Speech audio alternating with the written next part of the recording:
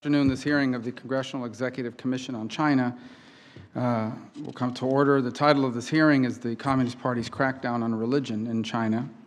And we'll have one panel that will testify today. It'll feature Miragul Tursun, a Uyghur Muslim who was interned in and survived a Chinese quote-unquote political re-education camp. That's not what I call it, that's what they call it, but in fact it is something more nefarious than that. Translating for her is Ms. Zubaira Shamsheddin. She is the Chinese Outreach Coordinator at the Uyghur Human Rights Project.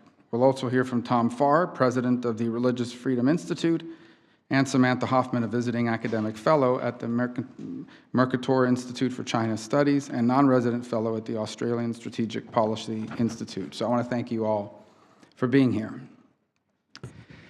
The Chinese government, under the control of the Chinese Communist Party, has long imposed harsh policies against unregistered Christian churches, Uyghur Muslims, Tibetan Buddhists, Falun Gong practitioners, and other religious adherents.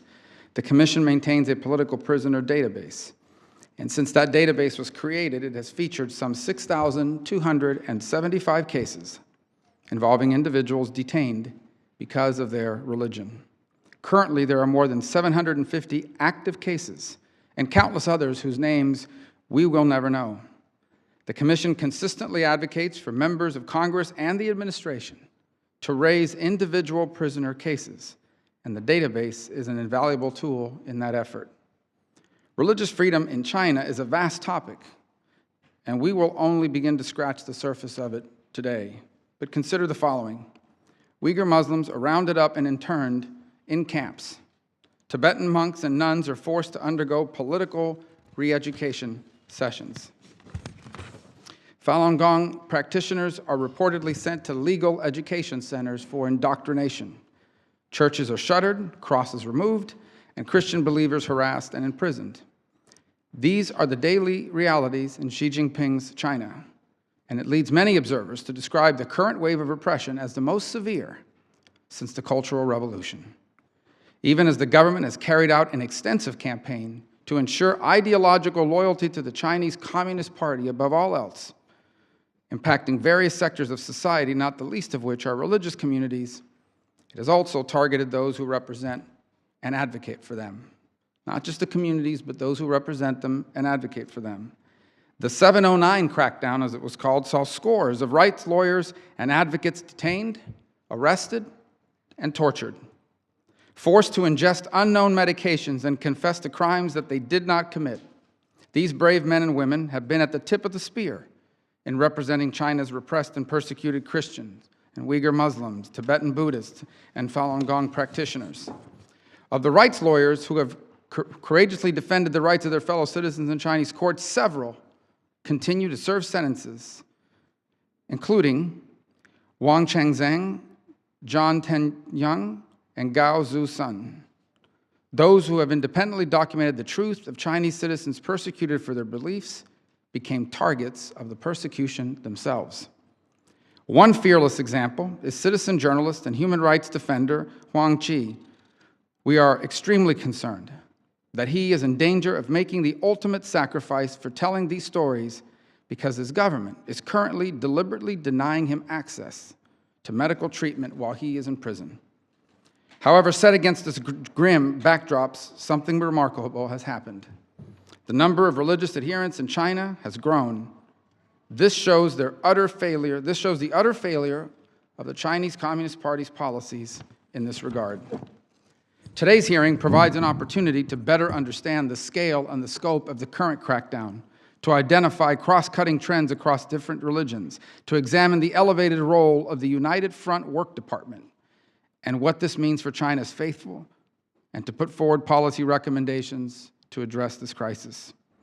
This commission has been particularly seized this year with the ongoing crackdown in the Xinjiang Uyghur Autonomous Region, targeting Uyghurs and other ethnic minority Muslim groups. Our annual report that was released in October described these grave abuses at length, abuses which I believe, and most would agree, constitute crimes against humanity. During a July hearing on Xinjiang, we heard sobering testimony from Ms. Gulchera Oja, a Radio Free Asia Uyghur Service journalist and an American citizen who had been personally impacted by the crackdown.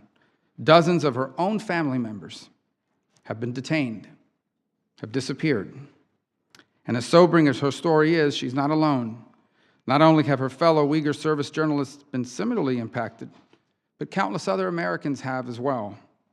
It seems that every week the commission, which we chair, is contacted by Uyghurs living in the United States desperate for news about a loved one who has vanished into the growing labyrinth of camps. Today we are honored to have with us Ms. Tursun. Her story is harrowing, and we are truly grateful for her courage in coming forward. Also grabbing headlines in recent months is the growing repression facing Christians in China. Beijing authorities recently banned Zion Church, one of the largest unofficial Protestant churches in the city, which typically drew up to 1,600 worshipers on any given Sunday. Robbed of their worship space, members of the church have reportedly taken to quietly meeting in parks and in homes. In September, reports emerged of authorities burning Bibles and compelling Christians to sign papers renouncing their faith. Meanwhile, the Holy See and the Chinese government apparently have reached an agreement this fall, the precise details of which have not been made public. It has been reported that Beijing would now recognize the Pope as the head of the Catholic Church in China. The Vatican would recognize 7 excommunicated Chinese bishops appointed by the PRC authorities. The Chinese authorities would appoint future bishops, while the Pope would have veto power over their nomination. There is growing concern, rightfully so, that this agreement may put in greater peril those Catholic believers who maintain as part of their faith that they cannot and will not worship under clergy that have been selected by the Chinese government. There is also alarm that any deal betrays the memory of Catholics who refused to renounce papal supremacy and were persecuted for it, while demoralizing those who still stand faithful. As the hearing title denotes, the Communist Party is at the center of this crackdown. The party's Central Committee issued a massive restructuring plan for party and government agencies to be completed by the end of this calendar year. The United Front Work Department, which Xi Jinping, like Mao before him, calls the magic weapon of the Communist Party, was further empowered in this reorganization. This year, its role in overseeing religious affairs was expanded, underscoring the party's enduring fear that the growth of religious belief is a threat to their grip on power. As the party conducts United Front work to ensure that outside groups are in line with its agenda, the evidence is also clear that Chinese officials are only too willing to expand their repression overseas to intimidate and harass Americans and legal permanent residents of the United States, including those in the Uyghur community. Ms. Tursun's story reminds us that China's suppression of religious faith and religious communities is real. It is evil. It is too horrendous to ignore. In the 21st century, we must not, cannot, and should not accept the mass internment of individuals based on their religious faith, on the basis of their cultural identity, nor can we accept the efforts to stamp out all unofficial religious communities in China that maintain as a matter of faith that they do not want to be beholden to the leadership of the Chinese government or, frankly, any government. Now, without objection, I wanted now to turn it over to Congressman Smith, who's our co-chair, for his opening statement, and then I want to hear from our witnesses, and I want to thank you all for being here. Senator King, I wanted, first of all, Ms. Tursun, I wanted to thank you for coming. I know I could see how difficult the testimony was for you.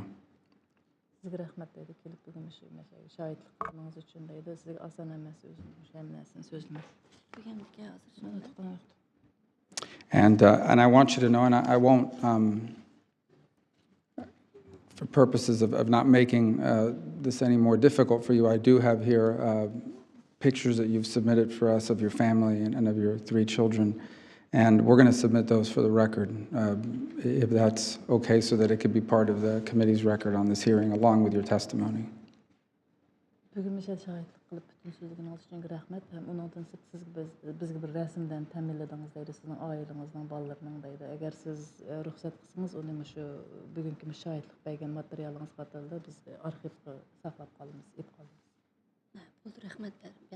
Thank you. Okay. Yes, please. And I want others who are here, I can see people holding up pictures and articles about your loved ones who are unaccounted for. And I want you to know we see that. And if we were to just the sheer volume, the number of cases and individuals who have gone through this is so massive that it would take forever to document it, but none of them are forgotten. The reason why we spend, this is I believe, our fourth hearing among with other activity that we've done. And but today you've been their voice, Ms. Turson.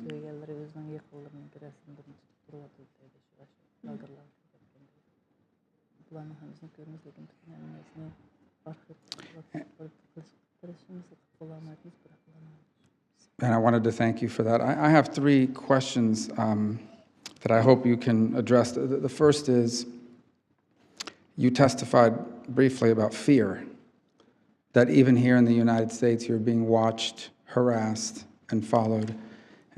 That is disturbing to us, that in someone living in this country, the Chinese government could try to intimidate, whether it be through phone calls or other activity that you described in your written testimony. The first is, we obviously will talk to you after this to ensure that appropriate law enforcement authorities are aware of this, to ensure that nothing, that you are will be safe in this country, and that nothing happens, and anyone knows that if anything were to ever happen, we knew who did it. We think is the strongest form of protection. You deserve that. But I wanted you, if you could briefly describe, have you had any incidents recently where you feel, not just a phone call, but individuals have followed you or have felt suspicious that you have been in any way the target of harassment, potentially by those working on behalf of the Chinese government? Sizniki ma yazmış şahitnamanızda siz şundaq depsiz mesela hatta hazır şu Amerikada bolsanızmı özünüzni hiç bir bexatar his qılmaganlığınız haqida siz mümkün bolsa qısqa aldı bizga tasvirlab bersangiz şu yaqin vaqtda siz telefon orqali emas yoki özünüz siz gumondor bo'lgan ba'zi bir insonlarni shu Xitoy hukumatiga ishlaydigan Xitoy tarafdan ba'zi bir insonlarning sizga mushtaq tahdid bergan yoki sizga mushtaq bir vahima solgan shunday ahvollar bo'ldimi? Qisqa shuni tasvirlab bersangiz. Amerikaga kelgandan keyin bizning uydagilardan dadam, akam, apamlardan tahdid gap kelgandan boshqa yana ikki xil g'ayri nomerdan telefon keldi, men olamadim. Since I came to America, other than that kind of pressure that I have received from my family members, like my father and the brother's text messages, and also another two suspicious phone calls. Andan keyin bir qatam shu Virginiyadagi marketni aylanib uyga qaytashimda u bir to'sab manganda shu bir qar ko'zoynaklik, qar shap kiygan shu Xitoy chiroyi birisi kelinimdan tushib mashin bilan qo'g'lab bir vaga chiqib qo'g'ildi. Aynakni tushirib qildi, lekin men qo'rqib ketdim. Keyin mashina to'zlar qaratdi, men boshqa yo'l qayrilib ketdim. O'sha ishkab oldida. About 2 weeks ago, in one of the markets in Virginia, I was catching an Uber and traveling, and I felt that some person who wearing black glasses, Black qaricha shap kiygan and also black hat, and that person was with the car, and then he was trying to talk to me through the windows of the car. And the car drove through the different direction. We dropped him. And I scared when he tried to talk to me through the window. And then driver asked me, you know him? I said, no, I don't know. But I see he is Chinese, I understand. And I let driver go fast, help me to run away. And then they go another way, and this driver keep me in my house. But I'm always worried. All the time, I don't feeling I'm safe here.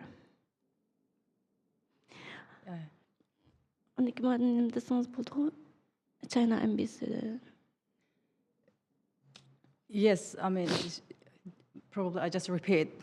I don't feel safe here. I don't feel safe here because I always worry that person. Soon I told the driver to just drive away, and then we were able to leave that person. But I always feel I don't feel safe here, even in Miami. Like for example, she's just mentioning about this article she brought, and it is from Global Times. In that article specifically, they mentioned her name, saying that what she said and what she. The interview that she has given to Radio Free Asia and everything is lie. And that report says that the report of Global Times recently reported from one of the re-education camps of Xinjiang that the situation, the reporter described it completely different, and it says that what Tursun portrayed or described about the camps is even that kind of situation doesn't exist in Chinese prison. So this is another threat that she felt directly from the Chinese government, which is specifically mentioning her name in the article. The second question I have is, in your time in camp, were you ever forced to perform work or labor, any forced labor? Siz aşı lagerda vaqtыңızda sizni mecburi emgek qilg'izdimi? Undaq mecburlab bir ishlarni emgek qilishga saldimi? Yo'q, bizni u yerdan chiqartmaydi. Bir uyning ichidan havo chiqishga chiqartmaydi. No, they don't allow us to go out from the room. They just to lock us in the room. They don't allow us to be out. So in her detainment, she wasn't even allowed to go out, and even they were basically detained in a sort of confinement with a handful of other people, some of whom died. Hem siz müşündakil bir türmedekilere müşdak cep başkalar bilen solaklı koygan solakta, o solakta mümkün şu solakta başkalarının ölgenligini gördünüzmü? Aşındak bir solak mı o hemse?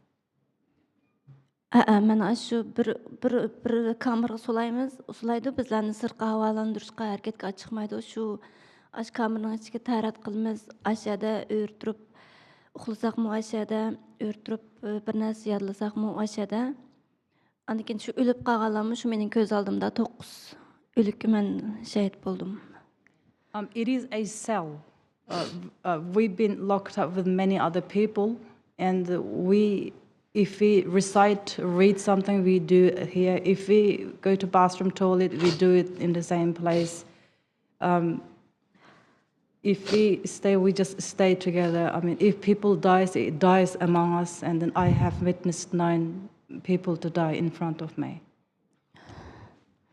There have been reports in the press about the forced collection of DNA from people throughout China, but particularly in the Xinjiang region. Some of it under the guise of a physical exam, others forced to provide blood samples and so forth as part of getting passports. In your time there, whether it was getting the passport, are you aware of these forced efforts to make people undergo physical exams, give blood samples, and other? Was that something you were subjected to, either in confinement or when you applied with the authorities on entry or on exit? Siz aşı vatandaşlara veyle aşı türmede bolan, solakta bolan, meyli yak sırtı bolan, Xitaylı Uygurlarniki her vaqtda DNA nemisini evrişkisini ilovatgan aşında ahvallar bolgan. O DNA evrişkisini alganda bəzilərini sizin kan təkşirəyimiz deyə yolladılar. Bəzilərini sizlərni cismani salamatlik təkşirəyimiz deyə yolladılar və ya ki bəzilərini pasportlarını işləsə ya ki bir materiallarını almamız desə şu materiallarını elişqi bir şərt qalğan əsasda aşında qılıb DNA evrişkisini alğan aşında ahvallar bolğan. Siz müşündaqları şahid boldunuzmu ya ki siz müşünda işlərini siz gördünüzmü ya ki sizin başınızın ötdümü?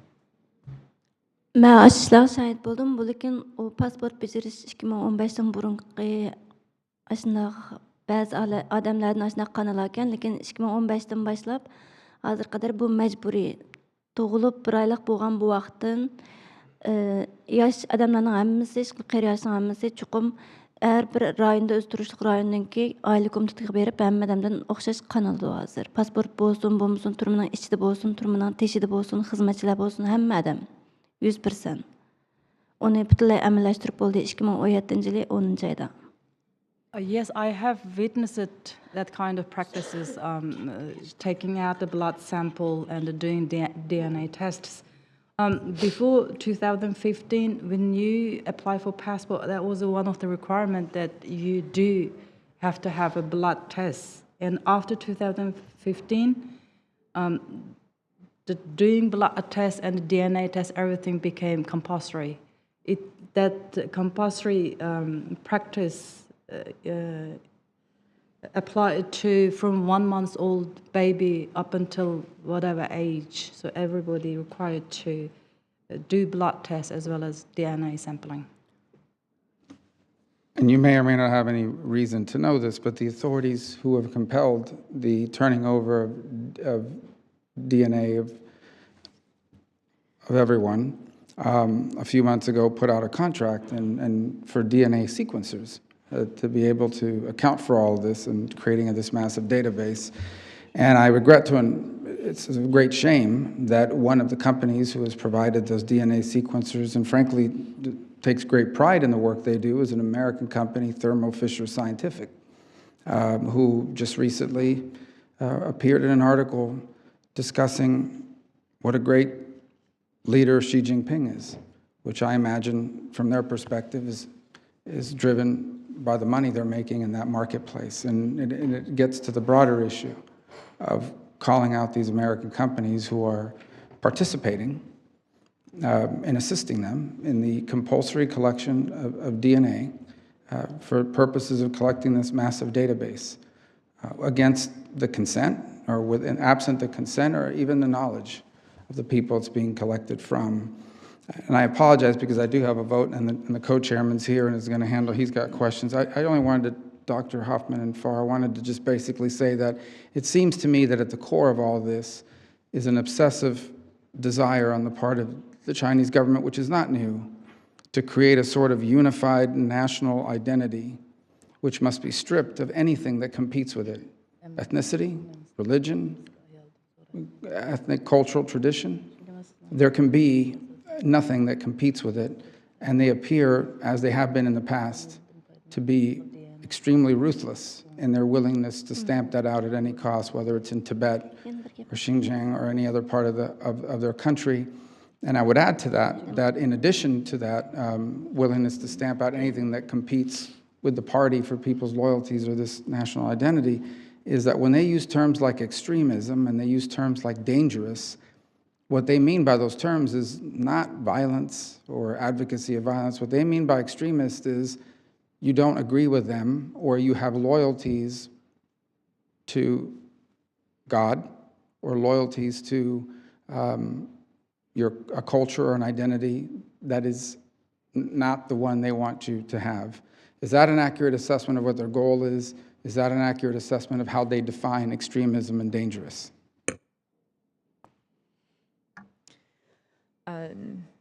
It's fairly accurate. The Chinese Communist Party, its concept of what we would call national security, I think is better translated as party-state security. And party-state security is fundamentally about protecting the Chinese Communist Party. And that means that there are dimensions that are dealing with the internal struggle for power within the party, and then dealing with everything outside of the party, controlling the narrative, controlling the ideological space to ensure that the Chinese Communist Party can stay in power. And that means that these state security methods extend far beyond China's borders. And that's why you see the harassment of overseas Chinese, things like the social credit system, to try to essentially ensure that people can manage themselves to adhere to the party's will. It's a long-term process that's not new under Xi Jinping. It's something that the party's been doing forever. The changes at the beginning of the reform era were that the Chinese Communist Party can no longer rely on ideological mobilization alone. And then it had to come up with new ways for enabling Mao's mass line, essentially the idea that that's essentially the idea that the party shapes and manages how people behave. So it's using things like the surveillance state to attach political control to economic and social development. I hope that answers your question. I think you're exactly right, Senator. I think the Chinese are no different than the other totalitarian regimes of the 20th century, Hitler, Stalin, and Mao. They want to label as extremist anything that challenges them.